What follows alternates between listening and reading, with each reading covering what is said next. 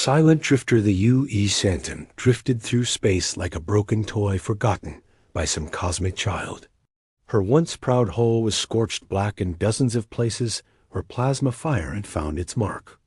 Twisted metal jutted out from her sides like broken ribs, and a long gash across her starboard section leaked frozen atmosphere that sparkled like diamonds in the starlight. To any observer, she looked exactly like what she was supposed to be. Another casualty of war.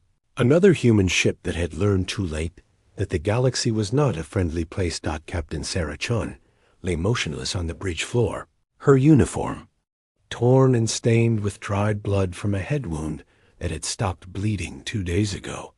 Around her, 8 other crew members remained perfectly still in various positions throughout the cramped bridge. Some slumped over their control stations, others sprawled on the cold deck plating. All of them breathed slowly and carefully, making as little movement as possible. Their lives depended on looking dead. The bridge was dark, except for a few dim red emergency lights that blinked steadily in the silence. These backup systems were the only sign that anyone was still alive inside. The ship. The air was thin and cold, recycled so many times that every breath tasted stale and metallic. Each person's exhale created a small puff of steam in the frigid atmosphere. They had been rationing power for 5 days now, ever since the battle. That had left them stranded in the Vega Nebula. Sarah opened her eyes just a fraction, careful not to move her head. Everything hurt. Her ribs were cracked on the left side, making each breath feel like someone was stabbing her with a knife. Her right shoulder was dislocated from when she had been thrown across the bridge during the attack. But she was alive, and after what they had been through, that seemed like a miracle. 5 days ago, the Phantom had been on a routine reconnaissance mission, checking on mining operations in the outer systems and looking for signs of Korthic raider activity. It should have been boring work, the kind of assignment that veteran crews like hers could handle in their sleep. Then the aliens had appeared without warning, dropping out of hyperspace in a coordinated attack that caught the Phantom completely. Off guard. Sarah remembered every detail of that battle with painful clarity. 12 Korthic warships had surrounded them, their sleek hulls gleaming like black metal in the light of the nearby star. These weren't the usual raiders they dealt with. These ships were bigger, more advanced, and they moved with military precision. That spoke of serious training and discipline. The Phantom had fought well, but 1 ship against 12 was never good odds, no matter how skilled the crew. The battle had lasted 37 minutes. Sarah's crew had performed magnificently under impossible circumstances. Chief Engineer Marcus Torres had kept their engines running, even as enemy fire tore through the ship's hull. Weapons Officer Diana Webb had taken out 3 enemy vessels before her targeting systems failed. Navigator Tim Rodriguez had plotted evasive maneuvers that kept them alive far longer than they should have survived. But in the end, the numbers were too much. The killing blow had come from the lead Korthic ship, a vessel that fired some kind of electromagnetic pulse weapon. When it hit the Phantom, every major system on the ship screamed and died at once. The lights went out, the engines stopped, even the artificial gravity failed for several terrifying minutes. Sarah's crew had found themselves floating in the darkness while enemy ships circled them like sharks around wounded prey, and something unexpected happened. The Korthic ships had simply left. Sarah still didn't understand why. Maybe they thought the Phantom was already dead. Maybe they had other targets to hunt. Or maybe they were just toying with the humans, leaving them to die slowly in the cold darkness of space as a warning to others. Whatever their reason, the alien ships had jumped back into hyperspace and disappeared, leaving the Phantom alone and crippled. That had given Sarah a choice. She could try to send a distress signal and hope for rescue, but any transmission would reveal that her ship was still functional. The Korthics would detect it and return to finish the job. Or she could order her crew to shut down all non-essential systems and drift like a real wreck, hoping that help would find them before their air ran out. She had chosen to play dead. It was a desperate gamble, but it was their only chance. 5 days, they had drifted through space on minimal life support, eating emergency rations and trying to stay warm in a ship that was barely more than a tomb. It had been the longest 5 days of Sarah's life, but they had survived. Now the ship's computer, which they called Oracle, whispered directly into her mind through her neural implant. The AI kept its voice transmission as low as possible to avoid detection. "Captain," Oracle said silently, "long-range sensors are detecting multiple hyperspace signatures approaching our position. Very large signatures. Very many signatures." Sarah's blood turned to ice water in her veins. She knew what that meant. The Corthics were coming back, and they weren't alone. How many ships? She asked without moving her lips, subvocalizing the question so that Oracle could read the nerve impulses in her throat. "Scanning now," Oracle replied. "Initial count shows at least 150 vessels, possibly more. They will arrive in approximately 6 hours. Sarah closed her eyes and tried not to panic. 150 Corthic warships. Her crew had barely survived a fight with 12. There was no way the Phantom could battle that many enemies, even if all their systems were working perfectly. But maybe they wouldn't have to fight. Maybe the aliens would see a dead ship and ignore it. Maybe their disguise would work one more time. "Captain," Oracle continued, "I am also detecting something else. The lead vessel is enormous. Preliminary. Scans suggest it is a Dreadnought-class ship, approximately 8 times the mass of the Phantom. The humans have never encountered anything of this size before."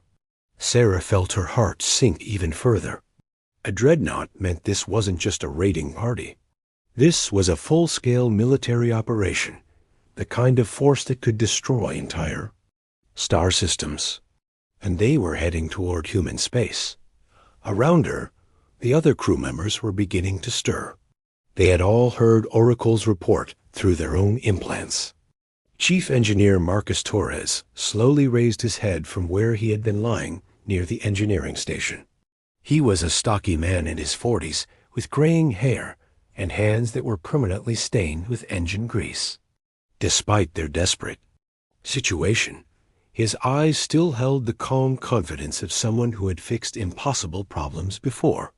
"Captain," he whispered, "if they're bringing that many ships, they're not just hunting us. They're planning something big." Communications Officer Elena Vasquez crawled quietly across the deck to where Sarah lay. She was a small woman with dark hair and the kind of intense focus that came from years of intercepting alien transmissions. "I've been monitoring their long-range communications," she said softly. "The signals are heavily encrypted, but I've picked up fragments. They keep mentioning coordinates that match our colony worlds." The words hit Sarah like a physical blow. The Corthics weren't just passing through. They were planning to attack the human colonies. New Terra, Haven Prime, Sanctuary, worlds that held 50 million innocent people who had no idea what was coming for them. How long until they reached the colonies? Sarah asked. Alana's face was grim. If they jumped directly from here, 12 hours, maybe less. Dr. Rachel Stone, their science officer, had been listening to the conversation from her position near the sensor station. She was a brilliant woman who had joined the crew straight from the Terran Science Academy, bringing with her knowledge of cutting-edge physics that most people couldn't even pronounce. Now she spoke up with the kind of quiet intensity that meant she was working on a problem. "Captain," she said, "there might be something we can do. Something I've been working on in secret." Sarah turned her head slightly to look at the young scientist. "What kind of something?" Rachel glanced around at the other crew members, then back at Sarah. "Before we left Earth, I was given a prototype weapon to test. It's called a quantum cascade disruptor. The theory is that it can create a chain reaction through alien neural networks, shutting down their ship's computers and life support systems. Why didn't you mention this before? Diana Webb asked from her position at the weapons console. The tall blonde woman was their best gunner, someone who could put a missile through a porthole at 1,000 kilometers. Because it's never been tested in real combat, Rachel admitted. The calculations show it should work, but if I'm wrong, we'll just give away our position and die for nothing. Sarah considered this new information. A weapon that could shut down alien ships sounded too good to be true, but Rachel Stone was the smartest person she had ever served with. If anyone could make impossible technology work, it was her. What would we need to do? Sarah asked. The device has to be activated at close range, Rachel explained. Very close range. We would need to get within 2 kilometers of their command ship for the cascade effect to propagate through their entire fleet. Tim Rodriguez, their navigator, looked up from his calculations. He was barely 25 years old, but had an intuitive understanding of three-dimensional space that bordered on supernatural. Captain, getting that close to a dreadnought is suicide. Their point defense systems could vaporize us before we got within 10 kilometers. Not if they think we're already dead, Marcus said quietly. All eyes turned to the engineer. If we can maintain our disguise until the last possible moment, we might be able to drift close enough to use Rachel's weapon. Sarah looked around at her crew. These were good people who had followed her through 3 years of dangerous missions. They trusted her to make the right decisions. Now she had to make the hardest decision of her career. If we try this, we'll probably die, she said honestly. The weapon will drain all our remaining power. Even if it works, we won't have enough energy left for life support or engines. We'll be stuck here until rescue arrives, if rescue ever comes. But if we do nothing, 50 million people will die, Diana pointed out. One by one, each crew member nodded their agreement. They were willing to sacrifice themselves to save the colonies. Sarah felt a surge of pride in these remarkable human beings who were ready to give everything for people they had never met. All right, she said quietly. Rachel, how long do you need to prepare the weapon? 4 hours if everything goes perfectly, the scientist replied. But Captain, we'll have to bring our main systems online gradually. If the Corthics notice any change in our power signature before we're ready, they'll investigate. Sarah nodded grimly. They had one chance to get this right, and that chance was rapidly approaching. In 6 hours, the fate of human civilization would be decided by 9 people on a broken ship that the enemy had already written off as space junk. The irony wasn't lost on her. Sometimes the things that looked the most harmless were the most dangerous of all. Asterisk. Ghost Protocol, the Corthic fleet materialized from hyperspace like a swarm of metallic locusts descending on the Vega Nebula. Ship after ship dropped out of faster than light. Travel, their sleek black hulls reflecting the nebula's purple and gold gases. Within minutes, 167 vessels had arranged themselves in perfect military formation, a sight that would have terrified any human observer who lived to report it. At the center of this armada was the KWS Death's Herald, Admiral Vexstar-S flagship and the most powerful warship in the Corthic fleet. The massive dreadnought was over 2 kilometers long, bristling with weapons that could crack planets and shields that could absorb the output of a small star. Its hull was decorated with the carved skulls of conquered species, a tradition that reminded everyone of the Corthic Empire's brutal efficiency. Admiral Vexstar stood on the Death's Herald's bridge, his 4 arms clasped behind his back as he surveyed the tactical display. Like all Corthics, he was tall and lean, with chitinous skin that gleamed like polished black armor. His compound eyes could process multiple data streams simultaneously, making him one of the most effective military commanders in known space. Today, those eyes were focused on the complete destruction of humanity's outer colonies. "Admiral," his tactical officer reported, "the fleet has completed deployment. All ships report ready for combat operations." "Excellent," Vextar replied, in the clicking language of his people. "Begin deep scans of the system. I want to know about every asteroid, every piece of debris, every molecule of gas that might conceal human forces." As the Korthek fleet began its systematic sweep of the system, powerful sensors probed every corner of space. The aliens were thorough and patient. Having learned from previous encounters, the humans were cunning and resourceful enemies who excelled at ambush tactics and guerrilla warfare. Aboard the Phantom, Sarah Chun and her crew watched in tense silence as the enemy fleet positioned itself less than 50,000 kilometers away. Through the ship's passive sensors, they could see the Death's Herald in all its terrible glory, a floating city of destruction that outmassed their small frigate by a factor of 800. "My God," whispered Jackson Williams, their pilot. Jazz was a compact man from the asteroid mining colonies who could fly anything with engines, but even he was awed by the size of the enemy flagship. "That thing could use us for target practice." Chief Engineer Marcus Torres was hunched over, his console carefully bringing the ship's systems online one component at a time. Sweat beaded on his forehead despite the cold air as he balanced power levels and masked energy signatures. Every system activation risked detection, but they needed those systems to have any chance of success. "Fusion reactor is at 15%. Power," he reported quietly. "That's enough to begin charging the quantum cascade disruptor, but we're right at the edge of what our stealth systems can hide." Dr. Rachel Stone was working frantically at the science station, running final calculations. On her experimental weapon, the cascade disruptor was a crystalline device no larger than a briefcase, but it contained technology that pushed the boundaries of human understanding.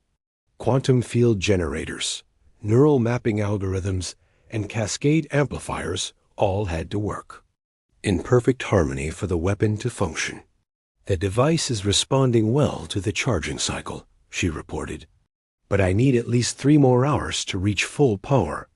Any less, and the cascade effect won't propagate through their entire fleet." Sarah checked the chronometer. They had been drifting closer to the Korthak formation for 2 hours now, using the nebula's gravitational currents to mask their approach. Tim Rodriguez had plotted their course brilliantly, making their movement look like natural drift, while steadily closing the distance to the Death's Herald. They were now less than 10,000 kilometers from the enemy flagship. Asterisk. "How long until we're in weapons range?" Sarah asked. "At our current rate of approach, 47 minutes, Tim replied. "But Captain, we're going to pass by their outer perimeter ships in 15 minutes. If any of them run an active scan." He didn't need to finish the sentence. Everyone knew what would happen if they were discovered too early. The entire Korthik fleet would open fire, and the Phantom would be vaporized in seconds. Elena Vasquez looked up from her communications station with concern. "Captain, I'm intercepting increased chatter from the alien fleet. Their sensor operators are getting suspicious about something in this sector." Sarah felt her heart rate increase. They were so close to their target, but close only counted in nuclear weapons and quantum cascades. If the Korthiks discovered them now, 50 million colonists would die. On the Death's Herald's bridge, sensor operator Kex Mir was staring at his displays with growing unease. Something in the debris field wasn't quite right, but he couldn't identify what was bothering him. The human ship they had cataloged as a derelict was still showing no power signatures or life signs, yet his instincts told him to investigate further. "Admiral," he called out, "I recommend we send a patrol to examine the human wreck more closely." Admiral Vextar turned his attention to the sensor operator. "Why?" Our scans showed it was completely dead. Yes, sir. But double quotes Keksmir struggled to explain his intuition. Something feels wrong about it. The debris pattern, the way it's drifting ... I can't put my claw on it, but I think we should be certain. Vextar considered this request. His sensor. Operators were among the best in the fleet, trained to detect even the smallest anomalies. If Keksmir was concerned, there might be good reason. Very well, the Admiral decided. Send a squad to investigate. But make it quick. We jump to human space in 30 minutes. Aboard the Phantom, Oracle's voice spoke urgently in Sarah's mind. Captain, I am detecting a Korthic patrol ship breaking formation. It is heading directly for our position. Estimated arrival time, 8 minutes. Sarah felt ice form in her stomach. 8 minutes until they were discovered. The Cascade Disruptor needed 23 more minutes to reach full charge. They were going to be caught with their pants down. Marcus, can you speed up the charging process? She asked desperately. The engineer shook his head. Not without overloading the fusion reactor. If I push it any harder, we'll either blow up or create an energy signature so bright that every ship in the fleet will see us. Dr. Stone looked up from her calculations. Wait, I might have an idea. What if we don't wait for full charge? A partial cascade might not disable their entire fleet, but it could create enough confusion for us to escape. How partial? Sarah asked. At current power levels, maybe 30% of their ships. Enough to cripple their formation, but not enough to stop their attack on the colonies. It wasn't good enough. Sarah had to make an impossible choice. Reveal themselves now and hope to escape with partial success, or wait for discovery and try to complete their mission under fire. The decision was made for her when Diana Webb suddenly stiffened at her. Weapons console. Captain, the patrol ship just activated its boarding scanners. They're going to detect our crew's life signs in 30 seconds. Sarah's mind raced through their options. They could surrender and hope for mercy, but Korthax didn't take prisoners. They could try to run, but their engines weren't even online. Or they could do something completely insane. All crew, prepare for emergency acceleration, Sarah ordered. Marcus, bring the engines online right now. Full power. Don't worry about stealth. Captain, that will... I know what it will do. Diana, target the patrol ship the moment we have. Weapons power. Elena broadcast on all frequencies that we're a human rescue vessel responding to the derelict's distress signal. The bridge erupted into controlled chaos as the crew executed Sarah's desperate plan. The Phantom's fusion reactor roared to life at maximum output, sending energy coursing through systems that had been cold for days. Lights came on throughout the ship, artificial gravity stabilized, and the main engines ignited with brilliant blue fire. The effect on the Korthic fleet was immediate and dramatic. Alarm sirens wailed across every ship as sensors detected the massive energy signature blooming where empty space had been moments before. The derelict human ship was not only alive, but accelerating directly toward their flagship at combat. Speed. Admiral Vextar stared at the tactical display in shock and rage. The humans had fooled him completely, hiding a fully operational warship in plain sight. It was exactly the kind of cunning trick he had come to expect from these troublesome mammals. All ships open fire, he commanded. Destroy that vessel immediately. The space around the Phantom exploded with enemy fire as over 100 Korthic ships opened up with everything they had. Plasma bolts, particle beams, and kinetic projectiles filled the void with deadly light. The little human frigate should have been destroyed instantly, but somehow it kept flying, weaving through the barrage with impossible precision. Jazz Williams was at the helm now, his hands dancing over the controls as he flew the ship like an extension of his own body. He had grown up racing through asteroid fields, and those skills were keeping them alive now. The Phantom twisted and rolled through three-dimensional space, never flying straight for more than 2 seconds. Incoming missile spread. Diana shouted, her hands flying over the weapons console as she targeted the enemy projectiles with defensive fire. The ship shuddered as several near misses detonated close enough to damage their hull plating. Warning lights flashed across every console, and the smell of burning electronics filled the air. They were taking damage, but they were still flying. How much longer? Sarah called to Rachel. The scientist was hanging on to her console as the ship bucked and rolled. 2 minutes. The disruptor needs 2 more minutes. 2 minutes might as well have been 2 hours. The Phantom's shields were already failing under the massive enemy barrage. Their luck couldn't hold out much longer. Then, Tim Rodriguez shouted from his navigation station, "Asteroid field directly ahead. I can use it for cover." The Phantom dove into a cluster of spinning rocks, using them as shields against enemy fire. Several Korthic ships followed them in, their larger size making navigation more difficult in the confined space. Diana took advantage of their reduced maneuverability, picking off 3 enemy fighters with precisely aimed torpedo shots. Cascade disruptor at 90% charge. Rachel announced they were almost there. Sarah could see the Death's Herald through the view screen, its massive bulk filling half the sky. They were so close now that individual weapon ports were visible along its hull. Each gun was larger than their entire ship. "Sir, the Korthic tactical officer called out. The human ship is on a collision course with our position." Admiral Vextar's compound eyes widened in realization. They're planning a ramming attack. All-point defense batteries. Concentrate fire on that ship.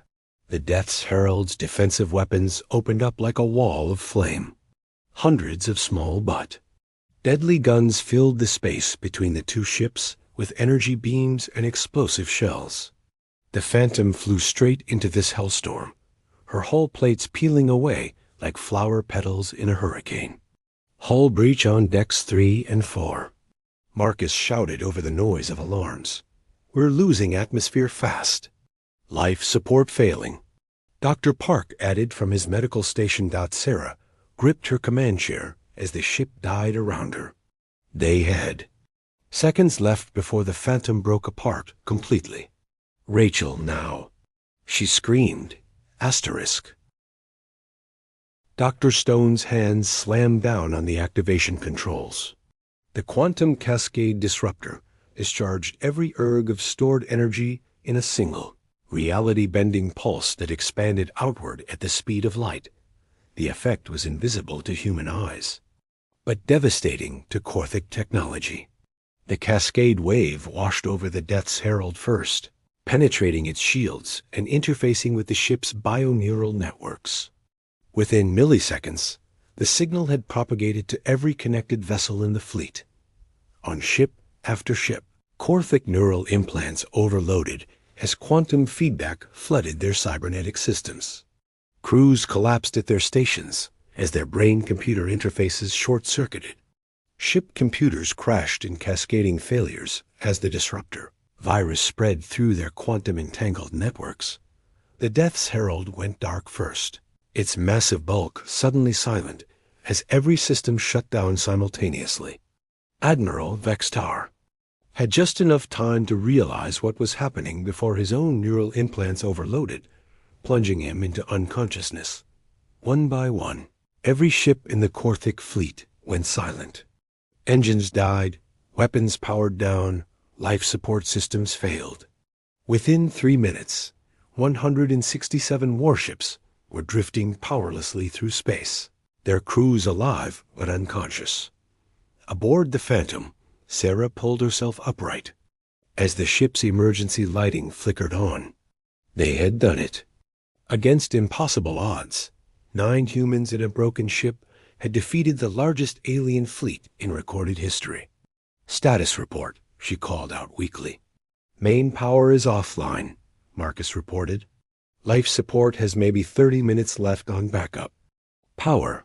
But Captain, we did it. Every alien ship out there is dead in space. Through the view screen, Sarah could see the Death's Herald drifting helplessly nearby. The massive dreadnought that had seemed so invincible was now just another piece of space junk, its crew unconscious and its weapons silent. Captain, Elena said from her communication station, I'm receiving a transmission. It's from the Earth Defense Fleet. Admiral Harrison's task force is entering the system. Sarah smiled despite her exhaustion. Help had arrived just in time. The colonies were safe. The Korthik threat was neutralized. And somehow, miraculously, her crew had survived their impossible mission dot as rescue ships moved in to secure the disabled. Alien fleet. Sarah looked around at her crew with immense pride. They had started this mission as 9 people on a broken ship that everyone had written off as space junk. They were ending it as the heroes who had saved human civilization. The ghost ship Phantom had struck one last time, and this time the galaxy would remember. Asterisk.